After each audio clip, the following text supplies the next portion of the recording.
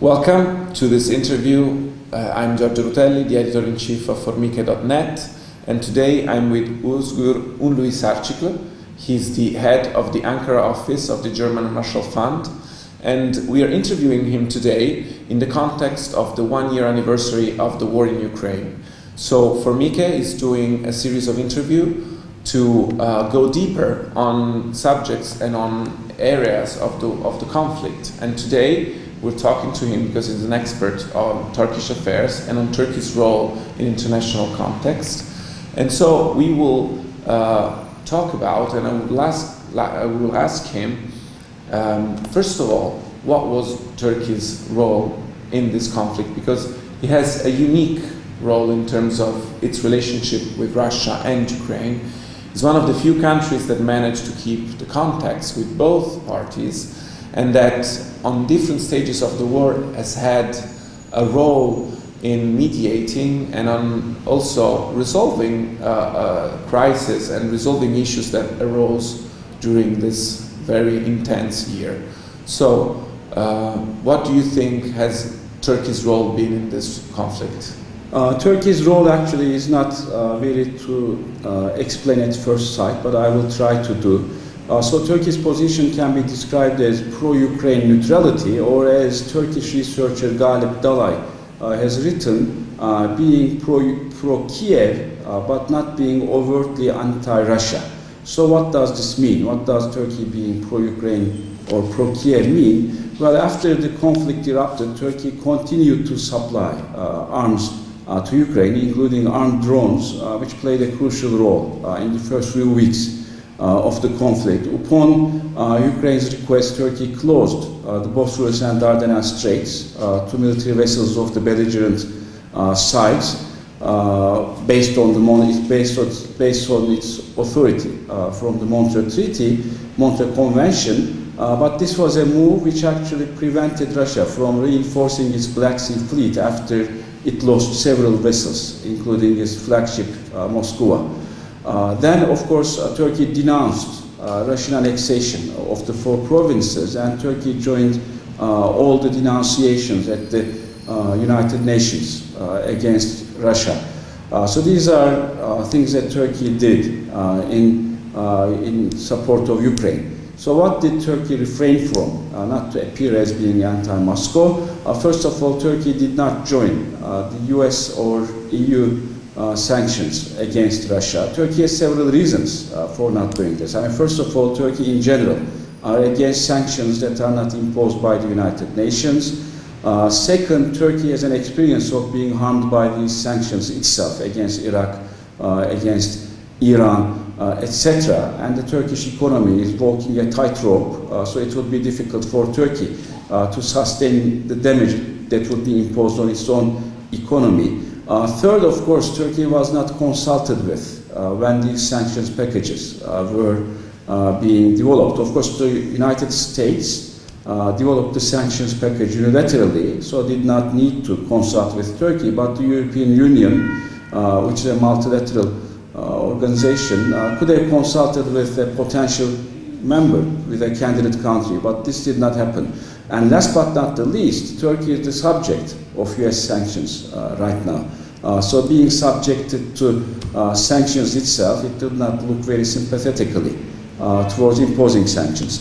And Turkey continued to trade with Russia. As a matter of fact, Turkish exports to Russia increased significantly, if I'm not mistaken, by 68% year over year, which of course raises the question that if Turkey is acting as a platform for re-exporting dual-purpose products from Europe to Russia and helping Russia circumvent the sanctions otherwise. So I think that pressure on Turkey in this regard will be building over time. But Turkey also did not suspend political dialogue with Russia. As a matter of fact, President Erdogan continued to talk to Putin over the telephone or several times in person as well since the conflict erupted, which at first, of course, doesn't look very positive. But on the other hand, also enabled Turkey to act as a mediator between Russia and Ukraine. And there are at least two instances where Turkish mediation efforts have proved successful. One is the grain deal,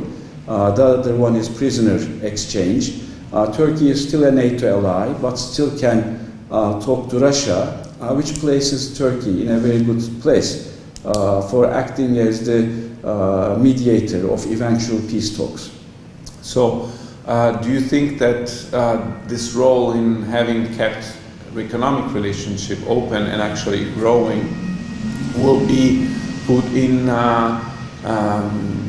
will be challenged maybe by the United States and the coalition of countries that are supporting Ukraine? It is being very seriously questioned, but because Turkey is in an election cycle, the United States doesn't want to appear to be playing a role in these elections. So for these reasons, the United States is informing the Turkish government and the Turkish private sector of the potential consequences of continuing continuing trading with Russia in this way. I believe that once the elections in Turkey are over, this pressure could become much more public. Okay, and so you mentioned the elections, and the election have also come up lately because they could be a turning point in the process of Sweden and Finland joining NATO. So these two countries have applied for membership, and Turkey has been an obstacle in that path, because especially in the case of Sweden, there are some people, some alleged criminals and alleged terrorists that Turkey wants back from Sweden with an extradition process. How do you think that process will evolve and will take shape in the coming months? Do you think that maybe Finland could join unilaterally without Sweden at its side, or that they both will wait for the NATO summit in the summer, or wait for the Turkish elections in summer? So Ankara has actually announced that there are no more problems regarding Finland's membership. So if Finland decided to go it alone, I think that Turkey could ratify its membership pretty quickly.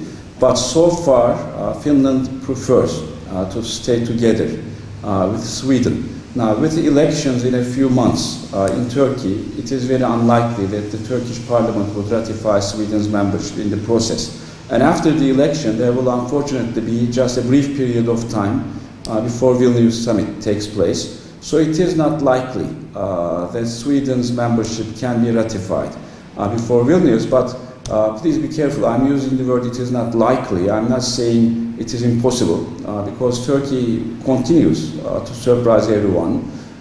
Things could change and Turkey could ratify very easily. And of course, Sweden itself also acknowledges that Turkey has legitimate concerns regarding activities of terrorist organizations outside of Turkey. But we also need to recognize that Sweden has taken huge steps since last June. As a matter of fact, not only because it wants to become a member of NATO and Turkey demands these things, but Sweden was in the process of changing its terrorism legislation and making changes in its constitution anyway, and they're actually making these changes according to schedule and perhaps a little bit faster than schedule. So we should not, let's say, just neglect what they have already achieved. Now, the main problem is actually this. First of all, there's the extradition issue, which is part of the tripartite memorandum. But apart from that, there's a difference between what Turkey sees as terrorism and what Sweden sees as terrorism. So far as Turkey is concerned, if you're working for a terrorist organization, let's say you're doing fundraising, you're doing recruitment, or you're doing just propaganda, whether or not you're holding a gun, you're actually serving a terrorist organization and therefore a terrorist. But Sweden sees only violent actions as terrorism. So from Turkey's perspective, if there's a public rally where some people wave the PKK flag, the flag of a terrorist organization, they're making terrorist propaganda, so this should not be allowed. According to the existing legal framework in Sweden, this is freedom of expression. So these differences will need to be bridged. As a matter of fact, the European definition of terrorism and the implementation in various European countries could be a good way to bridge the two approaches, which means that both Sweden and Turkey would need to converge towards the European standards. Mm-hmm. So this is basically the outstanding issues regarding the definition of terrorism and also the activities that the people that are accused by Turkey of being terrorists have undertaken. Yes. What kind of differences are among this group of people that Turkey wants back? It's a big group. We don't know the names, all of the names at least, but it ranges from people who have actually murdered people to people who have illegally been making propaganda on behalf of a terrorist organization. So I can say that it's a large range of people, but of course probably what Turkey needs is Sweden, setting a few examples. Now I also need to mention that it's not only the legal framework but the implementation of the legal framework. As you know, a few weeks ago there was a Danish politician notified the authorities in Sweden that he was going to burn the Quran in front of the Turkish embassy in Sweden, and the Swedish authorities allowed this as they did not, of course, like the idea, but they allowed this as freedom of expression. Whereas another group wanted to burn the Torah in Sweden, and this was not allowed because it would be anti-Semitism. So there was actually double standards in the two instances. So Turkey expects the same standard to implement the trade one. So one last question. The energy sector has completely been upended by the war. A lot has happened in the past months, and Turkey has, of course, some relationship with Russia in the energy sector, but at the same time is at the center of a process of becoming an energy hub for Eastern Europe, and in the future, also the Eastern Mediterranean basin will become probably more and more central in terms of energy supply to the rest of the continent. So what are Erdogan's plans in that regard? What do you think Turkey will do in the coming months in terms of energy strategy? Where does it want to participate? Where does it want to be a part of new endeavors and new projects? Or maybe there are projects that Turkey does not want developed? How has the war changed Turkey's role in the energy sector? So first of all, Turkey is an important energy transit corridor, but not an energy hub yet. In order for Turkey to be an energy hub, Russia and others should issue re-export licenses to Turkey so that Turkey would be able to import Russian gas and re-export it as not Russian gas but Turkish gas with the price that it sets. So far Russia has not been allowing this. So the gas that passes through Turkey cannot be exported to European markets as Turkish gas. If Russia changes its policy, then Turkey could become a hub. But in the absence of this happening, Turkey is still playing an important role because Azerbaijan is first of all doubling its output doubling its gas deliveries to Europe in the short run, which is very, very important. If any gas is going to be exported to Europe via the Eastern Mediterranean basin, it will be via a pipeline to Turkey because other projects are not financially or even from a security perspective feasible. So Turkey will keep playing such an important role for Europe in the short run, but we all know that in the long run biofuels will become irrelevant. Once the green transformation is completed, Europe will not need any oil or gas. So all of these measures are for the short run, actually. Okay. So you think that Turkey will try to become an energy hub, but we will not invest heavily in this regard because it knows that this is a short to medium term endeavor. Well, in any case, Turkey is not making the investments. Russia is making the investments. But of course, for Russia, it can still be politically feasible to make these investments if it thinks that it can actually sow disunity in Europe. Okay, okay. Thank you, Özgür, and thank you for being with us today. My pleasure. Thank you. Thank you.